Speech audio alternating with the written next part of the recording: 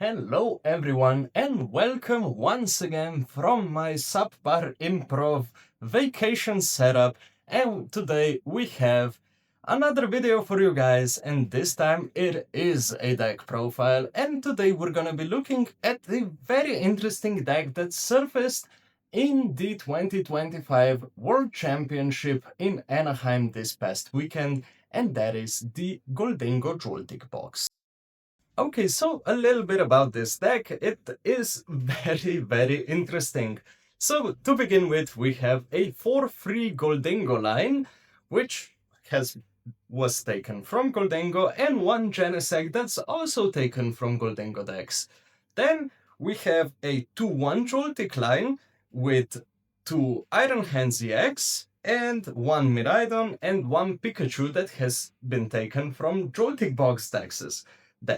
Sorry. Uh, for our items or trainers, better yet, we have 3 Superior Energy Retrieval and 2 Bari Puffin and 2 Levincia actually, that are once again taken from Gholdengo decks. And we also have Prime Catcher as our ace pack of choice, which is from Joltik boxes.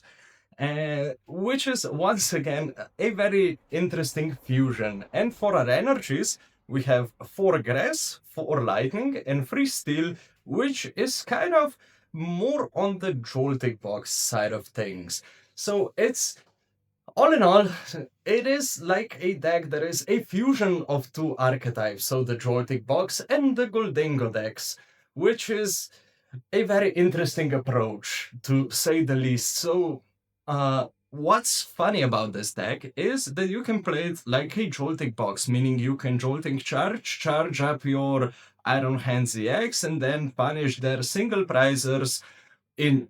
If you're playing against evolving decks, of course, you can amp their, I don't know, Rals or Charmanders or whatever, and take 2 prizes with the amp you very much. For the bigger Pokemon, we have the Pikachu EX, which deals a whopping 300 damage, which is insanely good, and once again can be charged up using the Jolting charge from Joltik.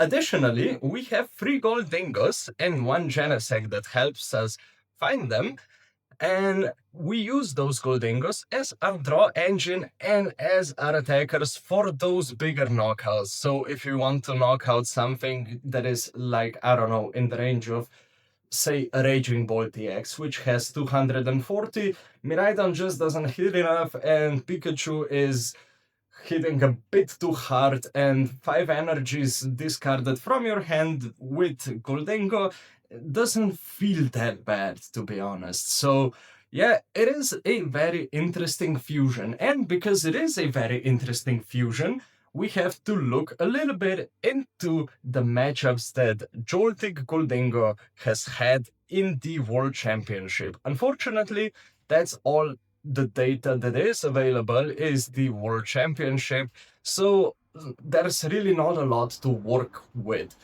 But from what we've seen in Anaheim this past weekend, it has some really good matchups. That's why I think this deck is one of the more interesting and very approachable decks to be played in the future as well, because you have a favored Gardevoir matchup, because yeah, you can use the MPU very much, and you can hit for high numbers with both Pikachu and Gholdengo. You also have a pretty good matchup into Gholdengo, which is kind of funny, and it means that you're really winning mirrors, so to say. You also have a very favorite matchup into Charizard once again, because MPU very much is a super strong attack, and you can really punish those evolving decks that way. And you're kind of favored, at least from the 2025 World Championship results, you're kind of favored into Raging Bolt as well. Now, all that sounds very good, but unfortunately, as always, there have to be some bad matchups as well. And in our case, one of the worst ones has got to be the Dragapult with the Dusknoirs, because they can use the Dusknoirs to get Pikachu and other Pokemon within their reach and 200 damage is also a lot, seeing that our biggest attacker has only 260 HP and can be knocked two-shotted with Dragapult relatively easily.